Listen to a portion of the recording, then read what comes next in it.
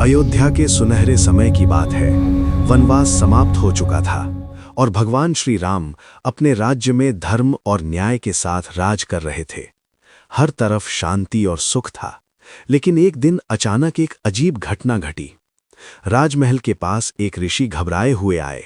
उन्होंने बताया कि उनके आश्रम के पास एक भयंकर राक्षस आ गया है, जो हर रात यज्ञ को नष्ट कर देता है और साधुओं को परेशान करता है।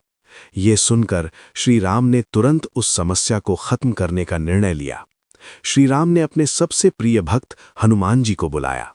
हनुमान जी विनम्रता से आए और बोले, प्रभु, बस आपका आदेश चाहिए, मैं अभी उस राक्षस का अंत कर दूंगा।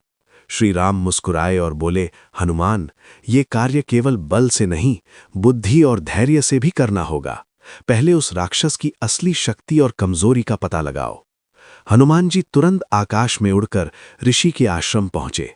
वहां उन्होंने देखा कि राक्षस दिन में कहीं दिखाई नहीं देता, लेकिन जैसे ही रात होती है, वो अचानक प्रकट होकर सब कुछ नष्ट कर देता है।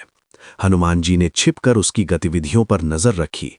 कुछ समय बाद उन्हें पता चला कि राक्षस की शक्ति एक विशेष मणि में है, जो उसके गले में लटकती रहती है। जब तक वो मणि सुरक्षित है, तब तक उसे कोई हरा नहीं सकता। अगली रात हनुमान जी ने योजना बनाई। जैसे ही राक्षस प्रकट हुआ, हनुमान जी ने उससे सीधे युद्ध करने के बजाय पहले उसकी मणि को निशाना बनाया। वे बिजली की गति से आगे बढ़े और एक ही झटके में उस मणि को तोड़ दिया। मणि टूटते ही राक्षस कमजोर हो गया और जोर जोर से चिल्लाने लगा। अब हनुमान जी ने अपनी गदा से उस पर प्रहार किया और कुछ ही क्षणों में उसका अंत कर दिया। ऋषि और सभी साधु बहुत खुश हुए। उन्होंने हनुमान जी का धन्यवाद किया। हनुमान जी ने विनम्रता से कहा, ये सब प्रभु श्री राम की कृपा है। हनुमान जी वापस अयोध्या लौटे और श्री राम को सब बताया।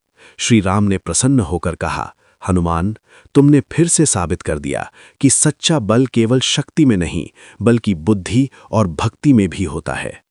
हनुमान जी ने सिर झुकाकर कहा, प्रभु, मेरे लिए सबसे बड़ा सुख आपकी सेवा करना है।